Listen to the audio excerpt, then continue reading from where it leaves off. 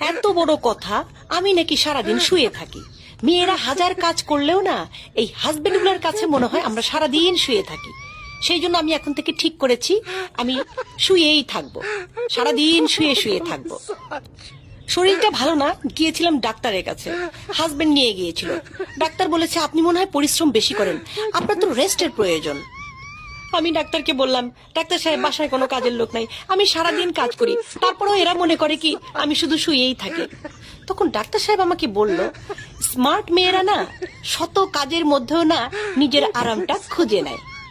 বাসায় এসে অনেক চিন্তা ভাবনা করলাম, কাজ বাদ দিয়ে আরাম আমি খুঁজেই পেলাম না, কাজ তো আমাকে করতেই হবে। সেই জন্য ভাবলাম যে যেটাই করব শুয়ে শুয়ে করব। তো বন্ধুরা, আমি তো কাজের মধ্যে দেখো কি সুন্দর রেস্ট খুঁজে নিয়েছি, মানে আমার সেই রেস্ট হচ্ছে, ওয়াও, কাজও করছি, আমার বিশ্রামও হচ্ছে, আমার তো এখন সুখই সুখ, তাই না?